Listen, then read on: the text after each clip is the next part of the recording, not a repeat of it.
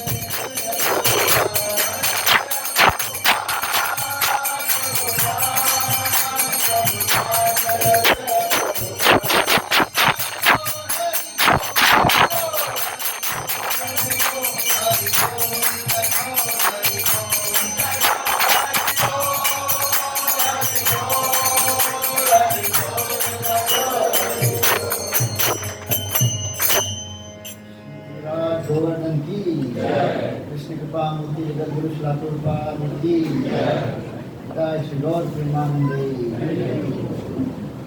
ओम अज्ञानतिमिरान्धस्य ज्ञानाञ्जनशलाकय चक्षुरुन्मिलितं येन तस्मै श्रीगुरुवे नमः। श्रीचैतन्यमनोभीष्टं स्थापितं येन भूतले स्वयं रूप कदा मह्यं ददाति स्वपदान्तिकं।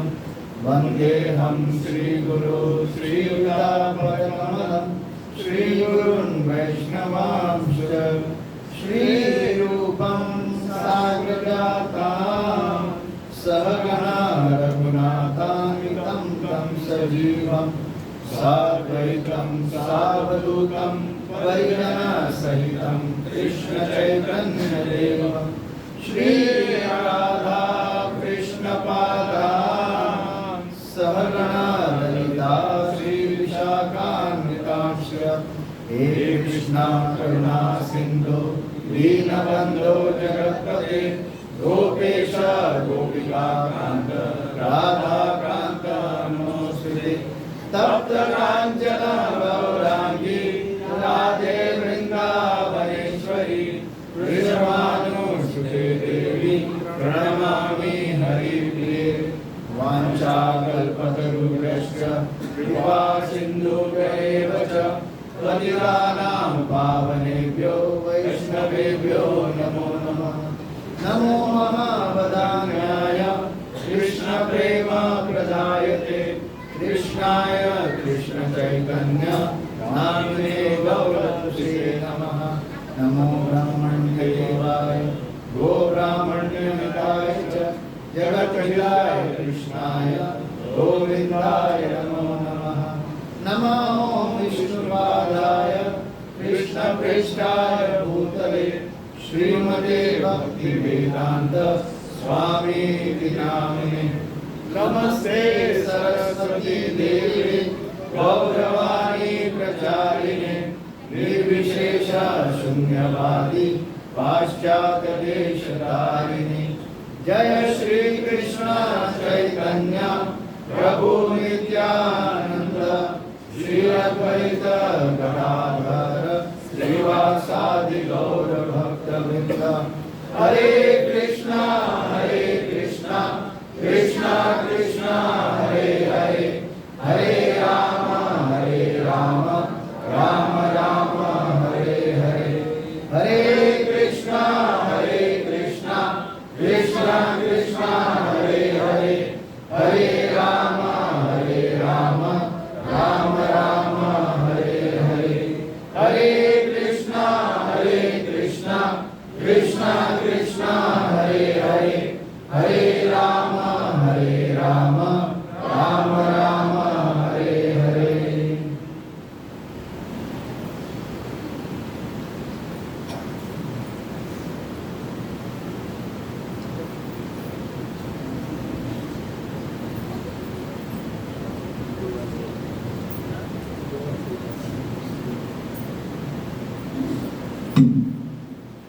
तो सब दोहराइए। नमो गोवर्धनो धारणाय नमो गोवर्धनो धारणाय गोविन्दाय गोकुल निवासाय हरे कृष्ण। तो आज बहुत ही पावन दिन है। आज क्या है? गोवर्धन पूजा। तो उसी के ऊपर हम लोग थोड़ा चर्चा करेंगे। और जैसे हम जानते हैं ये जो कार्तिक मास जो चल रहा है बहुत ही पावन मास है। तो इसी मास में दीपावली जैसे त्यौहार आते हैं। अभी अभी हम लोगों ने धनतेरस मनाया, लक्ष्मी पूजा मनाई, राइट। तो हर कोई धन के लिए तरस रहा है, राइट। और वो असली धन क्या है?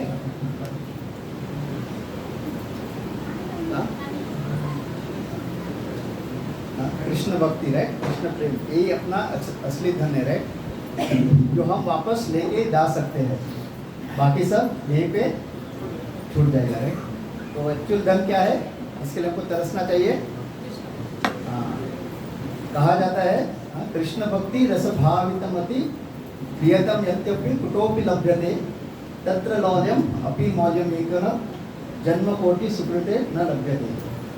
तो जो कृष्ण भक्ति है, रूप गोस्वामी कहते हैं, हमारे रूप गोस्वामी पाद जो आप यहाँ पे देख रहे हैं अपने जो ऑल्टर पे, षड गोस्वामी में एक, तो कहते अगर आपके पास कोई कृष्ण भक्ति का किसी ने अगर शॉप खोला है, कहीं मिल रहा है अगर वास्को में या कहीं पे गोवा में, तो उसके लिए अगर आपको आपका पूरा धन भी अगर देना पड़े तो आपको दे देना चाहिए उसको खरीदने के लिए। हाँ, लास्ट जो आपका तिजोरी में जो पैसा बचा है, मतलब वो देने के बाद आपके पास कुछ नहीं बचेगा, फिर भी वो दे के आपको क्या खरीद करना चाहिए, कृष्ण भक्ति खरीदना चाहिए। हाँ, लेकिन फिर वो बताते हैं कि ऐसा संभव नहीं है, ऐसा कोई भी धन नहीं जिससे आप कृष्ण भक्ति खरीद सकते हैं। उसके लिए केवल एक मात्र मूल्य है, क्या है, तत्र लौल्यम अपि मूल्य एकनम। लौल्यम यानी क्या, लोभ बोलते ना, अनर्थ में आता है ना, काम क्रोध लोभ। तो कृष्ण भक्ति पाने के लिए इतना हमको लोभ होना चाहिए। एक्चुअली वो नेगेटिव ये है ना, मतलब हम कहते हैं अनर्थ को निकालना चाहिए, लेकिन वही अनर्थ हम अगर कृष्ण के भक्ति में लगाएंगे तो वही लोभ से हमको कृष्ण भक्ति, हमको लालायित होना चाहिए कृष्ण भक्ति पाने के लिए। एक ही वो मूल्य है, जन्म कोटि सुकृते न लभ्यते।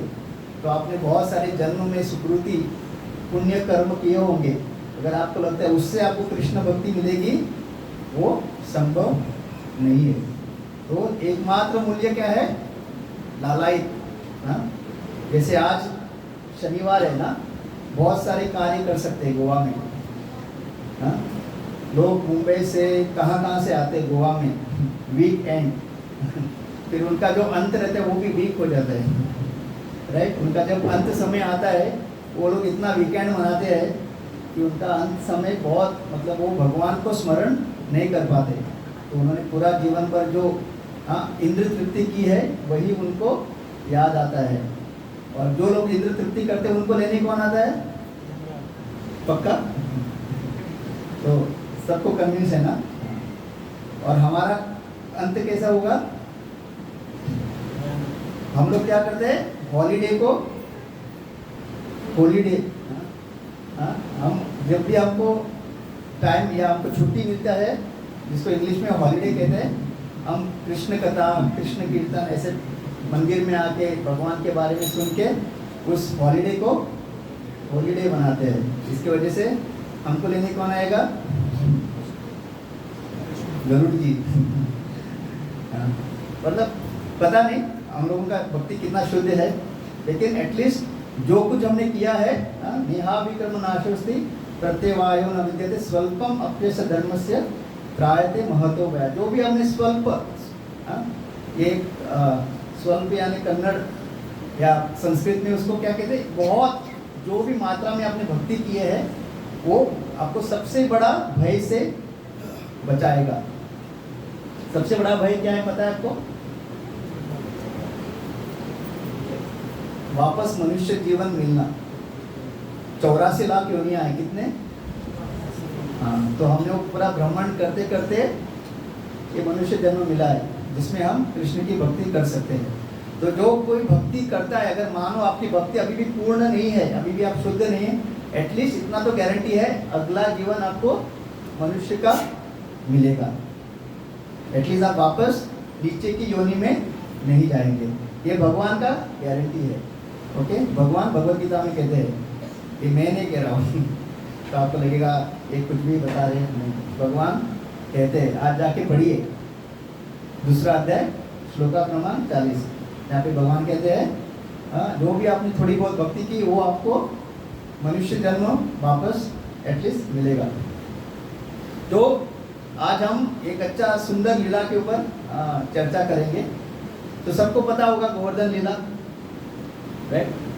गोवर्धन को कहते हैं हरिवर्य दास, मतलब भगवान के बहुत ही, मतलब वो खुद भगवान ही है, लेकिन भगवान की लीला को मदद करने के लिए वो भगवान के जो गोवर्धन पर्वत है, जितने लोग वृंदावन गए हैं, जिन्होंने परिक्रमा की है, तो बहुत ही सुंदर वो एक जगह है, बहुत सुंदर पर्वत है जहाँ पे भगवान अपने बहुत सारी लीलाएं करते हैं श्रीमती राधा रानी के साथ, गोप सखाओं के साथ। तो वृंदावन एक ऐसी जगह है जहाँ पे भगवान श्री कृष्ण भगवान की तरह नहीं रहते। वृंदावन में भगवान जो है भगवान की तरह नहीं रहते। कितने लोगों ने दामोदर लीला सुनी है? सभी लोगों ने सुनी है, राइट? तो जब यशोदा माँ छड़ी लेके कृष्ण के पीछे भाग रही थी और कृष्ण रो रहे थे, तो कृष्ण नाटक नहीं कर रहे थे। ये हमको गुरुजन बताते, हमारे आचार्य बताते। काफी लोग कहते ना वो भगवान वो खाली नाटक कर रहे थे, नहीं, वो सही में यशोदा माई के हाथ में छड़ी दे के डर गए थे। हम गाते हैं ना, मुहु श्वास कंप त्रिरेकांक कंठ स्थित ग्रैव दामोदरम भक्ति बद्धम। तो जोर जोर से श्वास ले रहे थे। तो जितने भी माताएं हैं, आप लोगों को अनुभव होगा, राइट? जब भी आपके बच्चे जब मस्ती करते हैं और जब आप उनको डराते हैं तो जोर जोर से रोते, राइट? हाँ ना? नहीं, बहुत अच्छे बच्चे हैं आजकल। मोबाइल में इतने गुम रहते कि उनको मस्ती करने का टाइम ही कहाँ है, राइट?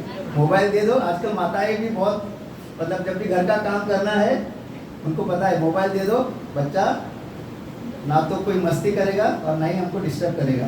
लेकिन आगे चल के वो मोबाइल हाथ से निकालना बहुत प्रॉब्लम हो जाता है, आंखें खराब हो जाती है। तो ऐसा है। तो कृष्ण सही में डर गए थे, और वृंदावन में कृष्ण सही में, और किसी को पता नहीं कि कृष्ण भगवान है। जब भी वो असुरों को मारते थे भी, और वो अपने घर में जाके सारे गोप सखाएं बताते थे अपने माताओं को, अपने कि आज पता है कृष्ण ने इसको मारा, उसको मारा। तो वो लोग भी बहुत ही आनंद लेते थे। उनको ऐसा नहीं कभी लगता था कि अरे कृष्ण कहीं भगवान तो नहीं, उनको कभी नहीं लगता था। इसलिए हमारा भी जो लक्ष्य है, हमको कहाँ जाना है? चैतन्य महाप्रभु ने हमारा कहाँ बताया डेस्टिनेशन? जो गौड़ीय वैष्णव है, जो चैतन्य महाप्रभु को फॉलो कर रहे हैं, आराध्य भगवान ब्रजेश तनयस। हमारे आराध्य भगवान मथुरा के कृष्ण या द्वारका के कृष्ण नहीं है, हमारे आराध्य भगवान वृंदावन के कृष्ण है। तद्धाम वृंदावन हमारा डेस्टिनेशन क्या है? गोलोक एयरलाइंस, उससे नीचे कहीं नहीं, क्योंकि चैतन्य महाप्रभु ने बताया हमको, रम्या काचित उपासना ब्रजवधु वर्गेन यह कल्पिता। और उनकी आराधना हम कैसे करेंगे? जैसे गोपियाँ वृंदावन में करती है। और इसका प्रमाण क्या है? श्रीमद् भागवतम प्रमाणम। तो जितने भी लीलाएं हम श्रीमद् भागवतम के श्रवण करते हैं, क्यों? एक भगवान एक अपना एडवर्टीजमेंट कर रहे कि वृंदावन में मैं क्या क्या करता हूँ। और एक इसका ओपिनियन है श्री चैतन्य महाप्रभु मतम, ये चैतन्य महाप्रभु का मत है। तो हम सब लोगों को कहाँ जाना है? वृंदावन। अगर हम वृंदावन पहुँचेंगे, हम भी भगवान के साथ, उनके जैसे गोप सखाओं उनके साथ लीला करते हैं, उनके साथ खेलते हैं, कूदते हैं, हम भी ऐसे कूद खेल सकते हैं। वहाँ पे ना हम कृष्ण को भगवान मानेंगे, ना स्वामी मानेंगे, वो हमारे जैसे, हम उनको अपने जैसे मित्र समझेंगे। द्वारका और मथुरा में ऐसा नहीं होता। वहाँ पे हमेशा भगवान भगवान की तरह ही रहते हैं। लेकिन वृंदावन में क्या है?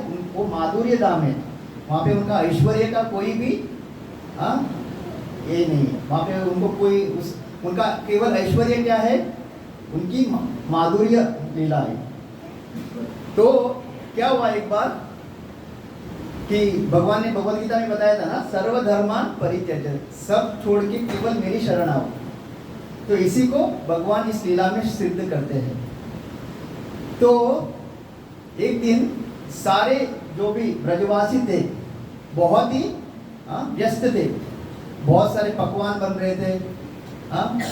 तो कृष्ण जो है आके पूछता है अपने बाबा से, नंद महाराज से, कि बाबा आज इतना सब लोग व्यस्त है, इतना सारा तैयारी हो रही, किसके लिए? तो नंद महाराज को लगता है कि छोटा सा बच्चा है, कभी कभी होता है ना, हमारे जो छोटे बच्चे जब भी हमसे कुछ पूछते हैं, हमको लगता है अभी तो उसकी उम्र है, उसको कुछ समझ में नहीं आएगी, तो हम कुछ भी ऐसा बता के चुप कराते हैं।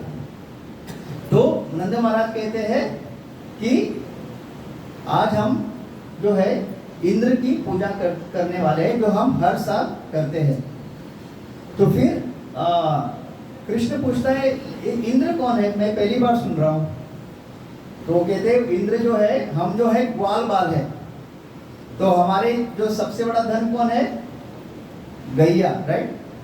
कृष्ण के पास कितने गैया थे, नंद महाराज के पास, पक्का?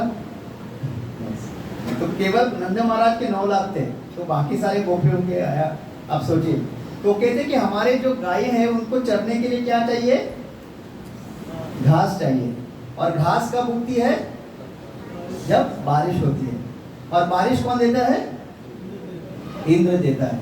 तो कहता है कि हम जो है ग्वाल बाल है, तो हम लोगों को गैया के लिए घास चाहिए, जिससे दूध मिलता है, माखन हम बनाते हैं, दही मिलती है। तो ये सारा जो है इंद्र से हमको मिलता है। तो ये हमारा फर्ज है कि हम इंद्र की पूजा करेंगे। तो अभी जो भगवान है उनको पता था कि इंद्र जो एक ऐसे देवता है ना, उनको थोड़ा अहंकार ज़्यादा है, टाइम टू टाइम उनको अहंकार होते रहता है। और इंद्र जो है एक पोस्ट है, पोस्ट मतलब पता है ना, एक पदवी है वो, मतलब कोई भी बन सकता है। आप में से बहुत सारे लोग इंद्र बन चुके होंगे पहले जन्म में, ब्रह्मा भी बन सकते हैं। ये सारे पोस्ट है, और हमेशा पोस्ट जो होता है वो खोने का डर रहता है, राइट। तो इंद्र को भी ना हमेशा डर रहता है, और अभिमान भी बहुत है इंद्र को। तो टाइम टू टाइम, एक बार ये जो अभी हम लोग नरकासुर का वध जो भगवान ने किया था, वो किसको लेके गए थे साथ में, सत्यभामा को लेके गए थे। हम फिर सत्यभामा को लेके वो स्वर्ग जाते हैं भगवान, जहाँ पे सत्यभामा को कौन सा झाड़ पसंद आता है, पारिजात। अभी अभी भगवान ने इंद्र को, मतलब उसके कहने पे नरकासुर का वध करके बचाया। और सत्यभामा जब कहती है कि मुझे बहुत अच्छा लगा ये पारिजातक का झाड़, हम इसको साथ में लेके जाते हैं। तो इंद्र को क्या करना चाहिए था, अगर आपकी किसी ने मदद की है और कोई कहता है कि ये आपके घर में बहुत अच्छा दिख रहा है, तो हम लोग क्या कहते हैं, आप लेके जा सकते हैं इसको, राइट। लेकिन इंद्र क्या करता है, भगवान के साथ युद्ध करता है। सोचिए इंद्र का कितना अभिमान है। अभी अभी उसने भगवान से मदद मांगी, भगवान ने उसका मदद किया, और केवल एक पारिजातक झाड़ वो लेके जाना चाहता है। वो भी वो नहीं, सत्यभामा को पसंद आया इसके वजह से। वो कहता नहीं, ये मेरे स्वर्ग का शान है, इसको यहाँ से कोई कहीं आप लेके नहीं जा सकते। तो ऐसा है हमारा इंद्र, स्वर्ग का राजा। तो टाइम टू टाइम भगवान अहंकार, इसलिए भगवान कहते हैं ना, अहंकार विमूढ़ आत्मा करता हम इति मन्यते। तो हम भी जितने भी प्राणियां यहाँ पे भौतिक जगत में है, हमें भी बहुत अहंकार है। टाइम टू टाइम, बहुत टाइम हमको लगता है कि ये सब मैं कर रहा हूँ, लेकिन करने वाले कौन है, भगवान। तो फिर भगवान क्या कहते हैं कि इंद्र को जो बारिश देना है उसका कर्तव्य है, उसके लिए आपको उसकी पूजा करने की जरूरत नहीं है। और वृंदावन में क्या है ना, कृष्ण जो कहता है सब लोग मानते हैं। तो अगर हमको वृंदावन जाना है तो हमारा भी कैसा होना चाहिए चेतना, जो भगवान कहते हैं वही मानना है, राइट। भगवत गीता में जो भगवान ने कहा है उसका पालन करना है। तो उसका फाइनल श्लोक क्या है, सर्वधर्म परित्यज्य मामेकम शरणम व्रज। ऐसा कहते हैं कि भगवान के भक्तों के ना 24 लक्षण है, क्वालिटीज। उसमें से सबसे उभर कर जो आता है लक्षण, वो क्या है, कृष्ण एक शरणम। जो भगवान के भक्त है ना, कृष्ण भगवान के जो भक्त है, वो केवल और केवल भगवान कृष्ण के शरण लेते हैं। जिंदगी में जीवन में कोई भी कठिनाई क्यों ना आए, वो किसकी लेते शरण, केवल भगवान की शरण लेते हैं। वो किसी बाबा के पास यहाँ वहाँ कुंडली चेक करने नहीं जाते हैं। क्योंकि इस कलयुग में जब हम हरे कृष्ण महामंत्र का जाप करते हैं, हमारे सारे जो भी कष्ट है, जो भी तकलीफ है, उसका निवारण हो जाता है। लेकिन क्योंकि हमारे कर्म ऐसे हैं कि जिसके लिए हमको थोड़ा बहुत भुगतान करना है, वो हमको करना चाहिए। क्योंकि जब हमारे जीवन में कठिनाई आती है, जब भी तकलीफ आती है, उससे हमारी शुद्धता होती है। तो जो कठिनाइयों से बचना चाहता है वो एक्चुअली शुद्ध होने से पीछे हटता है, वो शुद्ध होना नहीं चाहता। तो जीवन में कठिनाई जो आती है वो हमारे शुद्धता के लिए है, समझे? तो केवल और केवल हमको भगवान का शरण लेना चाहिए। तो इंद्र को पता था कि आज गोवर्धन पूजा होने वाली है और वो पूरी तरह से उसकी इंद्र की पूजा होने वाली है और वो पूरी तरह से तैयार था कि आज मेरा आवभगत होगा, मेरी पूजा होगी। लेकिन ऑलरेडी कृष्णा ने वहाँ पे वृंदावन में सारा प्लान चेंज कर दिया था। अभी देखो नंद महाराज क्या कहते हैं कृष्ण से, ठीक है तुम तो अगर इंद्र की पूजा अगर नहीं करनी है तो किसकी करनी है? तो फिर भगवान कहते हैं कि ये देखो गोवर्धन जो है वो हमको सही में मदद करता है। हमारी गायों के लिए जो चरने के लिए जो घास चाहिए वो गोवर्धन पे मिलता है। फिर हम सारे गोप सखा वहीं पे खेलते हैं, वहाँ पे कितने सारे गुफाएं हैं, फिर वहाँ पे झील है। और ऐसा कहते हैं गोवर्धन का जो घास है ना इतना सुगंधित है कि जब सूर्य भगवान भी कभी कभी भ्रमण करते रहते हैं, देवी देवता है, वो भी अपने सारे सूर्य देव का जो रथ में जो घोड़े हैं वो गोवर्धन के घास पे चढ़ते हैं। बहुत ही सुगंधित है, बहुत ही सुकोमल, केवल सुगंधित नहीं एकदम सॉफ्ट है और पुष्टिवर्धन। जो भी गोवर्धन का घास मतलब जैसे गैया और ये सारे घोड़े खाते हैं, बहुत अच्छा पुष्टि मिलता है। और कहते हैं उसका चौथा क्वालिटी क्या है? दुख निवारण। तो क्या है 4 क्वालिटी गोवर्धन में जो घास उगता है उसका? पहला क्या है? बहुत सुगंध, ऐसा सुगंध आपको कहीं नहीं मिलेगा। दूसरा सुकोमल, मतलब कोमल मतलब जैसे कमल होता है ना, लोटस फीट भगवान के हम लोग कहते हैं। तीसरा पुष्टिवर्धन, और चौथा जो भी खाता है एकदम आनंदित होता है, सारे दुख को भूल जाता है। तो कहते हैं कि गोवर्धन जो है असली में हमको हमारी सहायता करता है। और वो कहते हैं इंद्र देखो बारिश हर जगह करता है। वो समुद्र में पानी की जरूरत है क्या? नदी में चाहिए क्या? इंद्र वहाँ पे भी बारिश करता है। तो हमको अगर बारिश दे रहा है तो क्या बड़ा, और उसका कार्य वही है, राइट? जैसे आप लोग सब हम लोग सब नौकरी करते हैं ना, तो महीने के अंत में क्या पगार मिलता है, राइट? तो क्या हमारे जो बॉस है एहसान कर रहे क्या? मतलब एक तरह से देखे तो नहीं, हम लोग पूरा 30 दिन काम किया ना, राइट, ओवर टाइम भी किया तो उसने हमको पगार दिया, तो उसका ड्यूटी है वो। तो इसी तरह से इंद्र को भी क्या है, जो उसका बारिश देना उसका कर्तव्य है। एक बार ऐसा हुआ, ऋषभ देव का जब जन्म हुआ, ऋषभ देव कौन है? भगवान के ही अवतार है, राइट?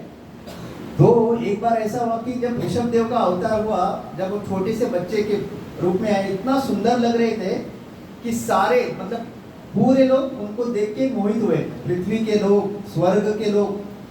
तो इतना उनको देख के कि इंद्र को तभी गुस्सा आया कि ये छोटे से बच्चे को देख के ये लोग इतना मतलब मोहित हो गए, सारा अटेंशन उसको दे रहे हैं और मेरी तरफ कोई देख नहीं रहा है। मतलब इंद्र का हमेशा ये अभिमान होता है कि उसको अटेंशन देना चाहिए। तो उसने क्या किया, उस टाइम उसने बादलों को कहा कि आप एक काम करो, इस बार जब बारिश का मौसम आएगा आप बारिश मत, इस बार बारिश नहीं करने का, ताकि सारे लोगों को पता चलेगा इस बार बारिश क्यों नहीं हुई और फिर सब लोग मेरी ओर ध्यान देंगे। तो ऐसा हुआ। लेकिन भगवान ने क्या किया, भगवान ने उन सारे बादलों को कहा कि आप इंद्र की मत सुनो, आप जब बारिश का मौसम आएगा आप गरजो। और तब इंद्र को पता चला कि मैं कंट्रोलर नहीं हूँ, भले ही मैंने आदेश दिया था कि इस बार बारिश नहीं होने का, लेकिन भगवान के कहने पे बारिश हुई। तब इंद्र को उस वक्त समझ में आया कि भले मैं कुछ भी आदेश दूँ, लेकिन मेरे से ऊपर कोई कंट्रोलर है, नियंत्रण करने वाला मेरे से ऊपर कोई है। तो हमारे भी जीवन में हमेशा ऐसे ही होते रहता है। हम लोगों को कभी कभी लगता है हम लोग कंट्रोलर है, लेकिन आज तक जिन्होंने भी जो कुछ प्लान किया वैसे ही हुआ है क्या? राइट? आप कितने लोगों ने आज सोचा था आज प्रवचन में आएंगे, कुछ और प्लान था, यहाँ पहुंचे। ऐसे ही होता है हमारे जीवन में, प्लान कुछ करते हैं कुछ और हो जाता है। तो इंद्र का ये हमेशा प्रॉब्लम है, उसको हमेशा उसका अभिमान भगवान को ही आके चूर करना पड़ता है। तो फिर कृष्ण ने कहा कि हम लोग गोवर्धन की पूजा करते हैं। तब नंद महाराज क्या कहते हैं कि हाँ ठीक है, हम गोवर्धन की पूजा करते हैं, लेकिन क्योंकि हम हर साल इंद्र की भी पूजा करते हैं, हम लोग क्या करेंगे, इस साल भी इंद्र की पूजा करेंगे, उसके बाद हम गोवर्धन की पूजा करते हैं। तो कृष्ण कहते हैं कि वापस आप लोग इतना तकलीफ क्यों करते हो, ऑलरेडी इतना सारा पकवान बनाया हुआ है, सब कुछ अरेंजमेंट है, तो डायरेक्ट हम लोग इंद्र को छोड़ के गोवर्धन की पूजा करते हैं। और वृंदावन में जैसा हर किसी की चेतना है, सीधा जब कृष्ण ने कहा उसको मान के सब लोग इंद्र की पूजा करने के लिए तैयार हो जाते हैं। तो जितना भी सारा व्यंजन बनाया था वो सारा कहाँ पे लेके जाते वो लोग, गोवर्धन, और गोवर्धन को भोग लगाते हैं। और भगवान की कृपा से गोवर्धन केवल एक पर्वत नहीं है, वो साक्षात भगवान का रूप है। राइट? ऐसा कहा जाता है, आप लोगों ने सुना होगा दामोदर लीला में, कि जो आध्यात्मिक जगत में हर एक चीज चेतना है, वो जड़ वस्तु नहीं है। राइट? तो गोवर्धन क्या करता है, जितना भी भोग लगाया है वो सारा भोग स्वीकार करता है। और कृष्ण कहते हैं देखो गोवर्धन कितने कृपालु है, आपने प्यार से बनाया, उसने खा भी लिया। इंद्र कभी आया क्या आपका भोग स्वीकार करने के लिए? तो वो लोग भी खुश हो जाते हैं, हाँ कृष्ण ने सही कहा। और इतना ही नहीं, खाने के बाद वापस उसको सामने रख देते हैं। हाँ सोचिए, आप प्रोग्राम में आप सब लोगों ने भोग बना के लाया, भगवान को यहाँ पे चढ़ाया और भगवान ने सही में खा लिया, तो फिर हम लोग क्या बोलेंगे, अभी हम लोग क्या खाएंगे? होता है ना। लेकिन भगवान को पता है हम लोग, हमारे अंदर उतनी श्रद्धा नहीं, इसलिए वो खाली आंखों से उसके ऊपर कृपा करके उसको प्रसाद बना के हमारे लिए छोड़ देते हैं। नहीं तो अगली बार कोई भोगा बना के नहीं लाएगा। तो लेकिन भगवान सही में खाते हैं, हमारे लिए कुछ नहीं छोड़ते। तो वो खा लेते हैं और वापस उस भोगा को प्रकट करते हैं, और सब लोग बहुत खुश हो जाते हैं और बोलते कृष्णा ने हमको एक बहुत अच्छा आज उत्सव मनाने का मौका दिया। बहुत सुंदर कीर्तन होता है, परिक्रमा होती है, और इस तरह से पूरा गोवर्धन पूजा संपन्न होता है। और यहाँ पे ऑफिस में कौन बैठा है, ऑफिस का टाइमिंग खत्म 10 to 5, अभी भी कोई आया नहीं गिफ्ट लेके। तो फिर इंद्र को अपने जो उसके असिस्टेंट है उनको भेजता, जाके देख क्या हो रहा है, अभी तक मेरी पूजा का कोई यही कुछ किया नहीं है। तो फिर वो लोग देख के आते हैं और बताते हैं कि इस बार सारे ब्रजवासी ने क्या किया है, जो आपके लिए जो प्रिपेयर किया था पूजा का सारा, जो वो सारा गोवर्धन को इस बार उन्होंने गोवर्धन की पूजा की, और आपका उन्होंने जो है अपमान किया है। तो इंद्र को बहुत गुस्सा आता है, वो बोलता है कि ये ब्रजवासी एक छोटे से बच्चे के कहने पे इतना, मतलब इतना वो लोग मंद बुद्धि है कि एक छोटे बच्चे ने कहा और उन्होंने मान लिया। वो क्या कहते हैं कृष्ण को, बालिशम वाचालम बालिशम पंडित मानिनम, मतलब इतना मतलब बात करता है वो। एक तो है बच्चा छोटा सा, ऊपर से इतना सारा बात करता है, खुद को पंडित मानता है, तो अज्ञानी है। और उसके बात मान के इन्होंने मेरा अपमान करते हुए सारा गोवर्धन का पूजा किया। तो वो किसको भेजते हैं दंड देने के लिए वृंदावन में? हाँ, और ये बादल कब आते हैं? जब पृथ्वी का संहार करना होता है, तब तक वो लोग छुट्टी पे रहते हैं, उनका कोई काम नहीं। उनका काम कब आता है? जब इस सृष्टि का प्रलय जब होना होता है तब, क्योंकि कहते हैं कि उनका एक एक बूंद जो है ना, जो संवर्तक का जो एक एक बूंद है, एक पिलर के माफिक है उनका एक एक बूंद। तो उसको जो है वो भेजता है और कहता है कि इन्होंने मेरा अपमान किया है, आप जाओ और पूरा जो वृंदावन है उसको नष्ट कर दो। तो जब बॉस ने कहा है, ऑर्डर दिया है, तो वो छुट्टी छोड़ के आ जाते हैं, क्योंकि अभी कलयुग का कितना समय है, 432, राइट। उसमें से हार्डली कितना 5000 साल हुए, 5 जो भी, अभी भी कितना बाकी है। तो वो लोग तो छुट्टी पे थे, उनको पता था बहुत समय है जो प्रलय होने के लिए। तो वो आके जो है वृंदावन में बरसना शुरू करते हैं। कौन से बादल? समर्थक, जो प्रलय के समय आने वाले बादल। और ऐसे मतलब और बहुत तूफान चलती है। तो सारे लोग कहाँ भागते हैं?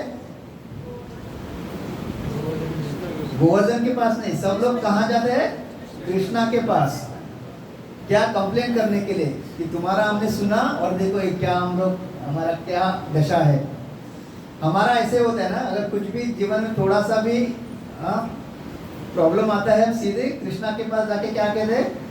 सुबह उठ के 16 माला किया, 4 नियमों का पालन किया, ये किया वो किया, जन्माष्टमी में निर्जल, एकादशी में भी निर्जल, और ये देखो हमारे जीवन में क्या हो रहा है, राइट। लेकिन ब्रजवासी ऐसे नहीं। जब संकट आए वो लोग कृष्णा के पास क्यों गए? कि अभी जो ये प्रॉब्लम आए उसका आप खाली सोल्यूशन। किसी ने ऐसा नहीं कहा कि कृष्णा ये तुम्हारे वजह से हो रहा है, आपकी वजह से हम लोग संकट में आ गए। नहीं तो हम लोग हर साल बहुत धूमधाम से इंद्र की पूजा करते थे और बहुत सुखी थे। किसी ने ऐसा नहीं कहा। और जब सब लोग आए कृष्णा के पास, नंद महाराज के घर के पास, तो कृष्णा ने क्या किया? तभी भगवान ने जो है गोवर्धन को अपने बाएं हाथ के छोटी सी उंगली पे धारण किया। और ऐसा आचार्य कहते हैं कि मतलब जब भी कृष्ण और बलराम गोवर्धन के पास खेलने जाते हैं, जस्ट उनके स्पर्श से ही जो है गोवर्धन प्रफुल्लित हो जाता है, बहुत ही खुश हो जाता है। उसी तरह से बहुत लोग सोचते हैं ना कि कितना छोटा सा बच्चा, कृष्ण की उस वक्त उम्र कितनी थी पता है आपको? 7 साल, 7 ईयर। तो 7 साल भगवान, वो तो भगवान है, उम्र तो केवल एक हमारे लिए। तो भगवान को, जैसे भगवान ने गोवर्धन को छुआ, ऐसे कहते हैं कि वो हवा में उड़ने लगा। मतलब भगवान को उसको पकड़ने की भी जरूरत नहीं थी। मतलब भगवान के स्पर्श से वो इतना प्रफुल्लित हो गया, इतना खुश हो गया, वो हवा में जो है उड़ने लगा। और सब लोग मतलब आश्चर्यचकित हुए। और भगवान ने क्या कहा सबको? गोवर्धन के नीचे आ जाओ, आपको कोई भी डरने की जरूरत नहीं है। व्यूपाची गरजना, ये वहीं से आया है। ये जो कोट है ना, व्यूपाची गरजना, ये सारा हमारे शास्त्र से परंपरा में ही है। तो उन्होंने क्या किया? सबको बुलाया। अभी आप कभी भी आपने मतलब जमीन को अगर खुदाई की है तो नीचे क्या मिलता है? कीड़े मकोड़े या मतलब, लेकिन जब भगवान ने गोवर्धन को उठाया तो गोवर्धन के नीचे क्या था? बहुत ही सुंदर था।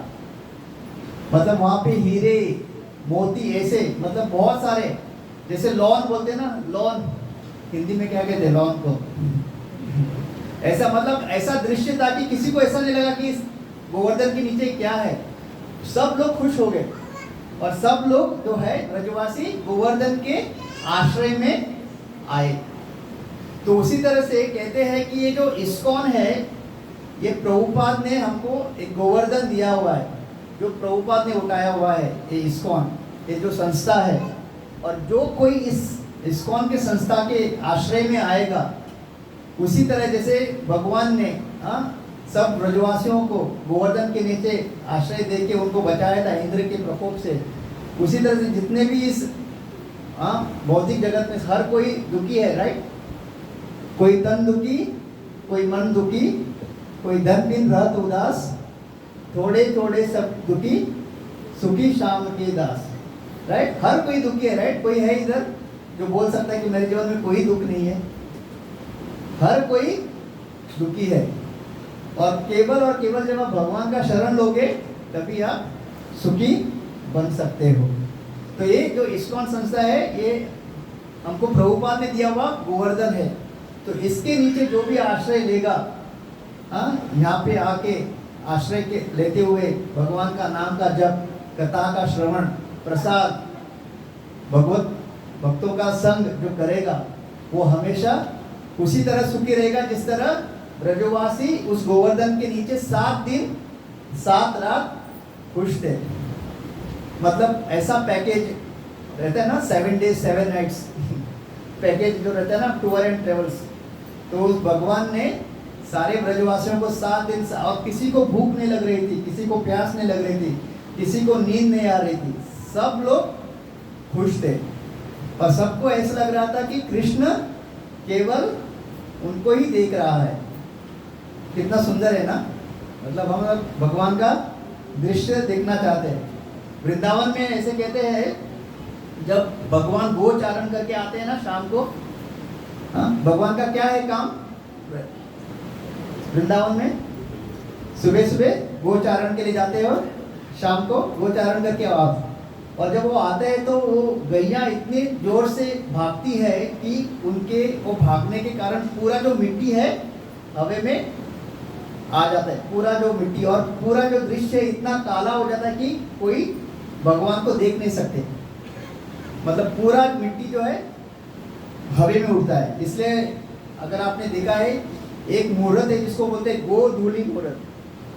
गोधूली यानी जब गैया के पैर से जब वो धूली, जब वो आते हैं शाम को, वो जो उड़ता है उसको बोलते हैं गोधूली मुहूर्त। तो भगवान दिखते नहीं, और भगवान के पूरे शरीर पे वो जो धूल है जम जाता है। और तब राधा रानी को मतलब ऐसा लगता है कि अभी तो हम लोग सब रुके थे कि भगवान आ रहे हैं, मतलब कृष्ण आ रहे हैं और उसका दर्शन लेंगे, लेकिन पूरा ऐसा धूल होता है कि वो दर्शन नहीं ले पाते। तो उनको बहुत बुरा लगता है कि अभी तो भगवान घर चले जाएंगे और उसका दर्शन हमको नहीं मिलेगा। तो इस तरह से, इसलिए इस तरह से भगवान की लीलाएं होती है वृंदावन में। तो फिर 7 दिन 7 रात जोर जोर से बारिश बरसा रहा था। इंद्र का जो समर्थक जो बादल है, और जब 7 दिन तक कुछ भी नहीं हुआ, मतलब एक पत्ता भी, और ऐसा कहते हैं कि वो जो गोवर्धन के ऊपर जो बारिश बरसा रहा था, वो ऐसा लग रहा था जैसे कोमल जो कमल है ना, कमल के फूल से अगर कोई मार रहा है, मतलब गोवर्धन को बिल्कुल क्या कहते हैं, उसका असर नहीं हो रहा था। तो फिर इंद्र को पता चल जाता है कि उससे बहुत बड़ी भूल हो गई है। और इंद्र का यही प्रॉब्लम है, उसको हमेशा वो भूल करता है और भूल जाता है, हमेशा वो ऐसे ही भूल जाता है। और फिर वो अपने समर्थक जो बादल है उसको कहते हैं कि आप अभी वापस आ जाओ, क्योंकि ये जिसका मैंने अपराध किया है, ये कोई साधारण बालक नहीं, ये कौन है? ये पूर्ण पुरुषोत्तम भगवान श्री कृष्ण है। और फिर जब बारिश रुक जाती है 7 दिन के बाद, भगवान सब ब्रजवासी को कहते हैं अभी आप लोग घर जाइए, अभी और कुछ समस्या नहीं होगी। तो सब लोग खुशी खुशी अपने अपने घर चले जाते हैं। 7 दिन उन्होंने भगवान का मन भर के दर्शन लिया। और अभी इंद्र को टेंशन हो रहा है, अभी मैंने अपराध तो कर लिया है, अभी माफ़ी मांगनी है ना, कैसे माफ़ी मांगूं? इसलिए वो क्या करते हैं, वो ब्रह्मा जी के पास जाते हैं। अभी इससे पहले ना ब्रह्मा जी ने एक लीला की थी, पता है आपको? कौन सी लीला है वो? ब्रह्म विमोहन लीला। उसमें उन्होंने क्या किया था? उन्होंने भगवान के जो गोप सखा है और बछड़े है उनको चुराया था। और इस लीला में इंद्र ने क्या किया था? वो पूरे ब्रजवासी को मारने की कोशिश की थी। फिर भी आचार्य कहते हैं भगवान इंद्र से नाराज नहीं थे। क्यों? क्योंकि इंद्र ने जो किया उसके कारण सारे भक्त जितने भी ब्रजवासी थे उनके पास आए। और ब्रह्मा जी ने क्या किया था? उनके गोप सखा सारे बछड़ों को दूर लेके गए थे। तो भले ही इंद्र ने मारने की कोशिश की, लेकिन उसके कारण सारे लोग उनके पास आए। इसलिए वो कहते ब्रह्मा ने जो अपराध किया वो इंद्र से भी ज़्यादा बड़ा है, क्योंकि इंद्र ने क्या किया, उनके सारे जितने भी गोप सखा है उनको दूर लेके गए। लेकिन इंद्र ने भले ही मारने की प्रयास किया, लेकिन उसके कारण सारे उनके पास आए। तो ऐसा है, भगवान का कैलकुलेशन देखो कैसे रहता है। तो जो भक्त उनके साथ रहते हैं तो वो बहुत खुश रहते हैं। तो फिर क्या करते हैं वो, फिर इंद्र क्या करता है, ब्रह्मा जी के पास जाता है, कहता है कि मुझसे बहुत बड़ी गलती हुई है, अभी मुझे भगवान के पास जाके माफी मांगनी है, तो मैं क्या करूं। तब इंद्र भगवान क्या कहते हैं कि आप एक काम करो, भगवान को सबसे प्रिय क्या है, गो माता ना, राइट। गो ब्राह्मण्य हिताय च बोलते ना, नमो ब्रह्मण्य देवाय गो ब्राह्मण्य हिताय च जगत हिताय कृष्णाय गोविंदाय नमो नमः। तो वो क्या कहते, इंद्र को कहते हैं कि तुम एक काम करो, सुरभि गाय के साथ जाओ और गाय को पहले सामने जाने दो। तो जैसे ही भगवान गौ माता को देखेंगे तो बहुत खुश होंगे, और फिर तुम पीछे से जाके उनसे माफ़ी मांगो। तो हम देख सकते हैं कि जब भी हम भक्ति में आते हैं, हम भगवान को तभी पा सकते हैं जब हम एक भक्त का आश्रय लेते हैं। हम डायरेक्ट भगवान को अप्रोच नहीं कर सकते, राइट।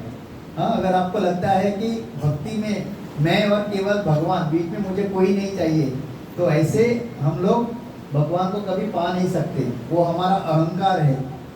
हाँ, इसलिए चैतन्य महाप्रभु क्या कहते हैं, दास दास दास दासानु दास। तो जब हम इवन अगर आप देखोगे, जब गजेंद्र को मगरमच्छ ने पकड़ा था, तो सबसे पहले किसका उद्धार किया भगवान ने, मगरमच्छ ने, राइट। सुदर्शन चक्र से मगरमच्छ को वध किया। क्यों? क्योंकि उसने देखा कि ये मेरे भक्त के चरणों में है, क्योंकि उन्होंने पैर को पकड़ा था ना मगरमच्छ ने। तो उसी तरह से अगर भगवान आप चाहते कि आपको देखे, तो हमेशा किसी शुद्ध भक्त के पीछे खड़े रहिए, क्योंकि जब वो अपने भक्त को देखते रहेंगे वो तभी आपको भी देखेंगे। लेकिन अगर आप सामने आके खड़े रहोगे तो आप जो है भगवान और उनके शुद्ध भक्त की विजन में बाधा ला रहे हो, राइट। तो हमेशा शुद्ध भक्त की जब आप साथ रहोगे, तब भगवान उनको देखते देखते कहीं उनकी नज़र हम पे भी पड़ेगी। तो हमेशा याद रखिए, भक्ति का फॉर्मूला, हाँ, अगर आगे बढ़ना है भक्ति में तो हमेशा भक्त के संग में रहिए, हाँ। और हमेशा खुद को जो है, कभी ऐसा मत सोचिए कि मैं श्रेष्ठ हूँ। अगर ऐसा सोचेंगे तो हमारा पतन होगा। चैतन्य महाप्रभु का जो सिद्धांत है ये उसके अगेंस्ट है। हमको हमेशा निम्न भक्त की तरह रहना चाहिए, तभी हम भक्ति में प्रगति कर पाएंगे। तो जो है जब सुरभि गौ माता को जब देखते हैं, भगवान बहुत प्रसन्न होते हैं, और तब इंद्र फिर पीछे से आके भगवान से माफ़ी मांगते हैं। और क्योंकि उन्होंने ऑलरेडी गौ माता को देख के वो बहुत प्रसन्न थे, भगवान जो है इंद्र को माफ़ कर देते हैं। तो ये थी पूरी गोवर्धन लीला। तो इस तरह से जो है वृंदावन में सबसे इम्पोर्टेंट चीज़ भगवान हमको बताते हैं कि भगवान को भी भगवान बनने का कोई भी इंटरेस्ट नहीं है। वो केवल हम जैसे लोग हैं जो भगवान बनने का प्रयास करते हैं। भगवान के अलावा हर कोई भगवान बनने का प्रयास करते हैं। इसकी वजह से हम इस भौतिक जगत में फंसे हुए हैं, हाँ। तो सोचिए, भगवान जो है वृंदावन में, उनको केवल क्या आनंद आता है, अपने भक्तों के साथ खेलना कूदना, उसके अलावा कुछ नहीं। और कभी कभी ऐसा भी होता है कि भगवान को वृंदावन में बहुत बार ऐसा होता है कि जो उनकी गोप सखा है उनको खेलने भी नहीं देते। फिर वो आके यशोदा माई के सामने रोते हैं कि मेरे गोप सखा मुझे खेलने नहीं लेते। तो फिर वो बलराम जी से पूछती है कि कृष्णा को तुम क्यों नहीं लेते खेलने में। तो फिर बलराम जी कहते हैं कि बहुत चीटिंग करता है। वो जब भी आउट होता है वो सुनने के लिए रेडी नहीं। हमारा होता है ना, जब हम क्रिकेट खेलते थे, किसी एक के पास बैट होता है, राइट, और वो क्या कहते हैं, अगर मुझे खेलने नहीं दोगे तो मैं बैट लेके चला जाऊँगा। तो फिर वो आउट हुआ तो फिर उसको वापस खेलने देते हैं हम लोग, क्यों, नहीं तो वो बैट लेके चला गया तो फिर खेल नहीं सकते। तो कृष्णा ऐसा मस्ती करता है। तो इसलिए फिर यशोदा मैं कहते, कृष्णा हाँ क्या तुम ऐसे करते हो चीटिंग। तो बोलते नहीं नहीं नहीं, मैं तो एकदम मैं जैसे मुझे आउट बोलते मैं निकल जाता हूँ, बोलते नहीं। तो इस तरह से मतलब कृष्णा का अगर आप वृंदावन में देखोगे, मतलब आप बोलोगे नहीं वो भगवान है। और भगवान एक चाहते हैं अपने भक्तों के साथ इस तरह से आदान प्रदान करना। हमको कभी कभी लगता है भगवान मतलब बहुत ऐश्वर्य में रहते होंगे, हाँ द्वारका मथुरा में, लेकिन वृंदावन में भगवान और वो खुद अपनी शक्ति के द्वारा भुला देते हैं कि वो भगवान है।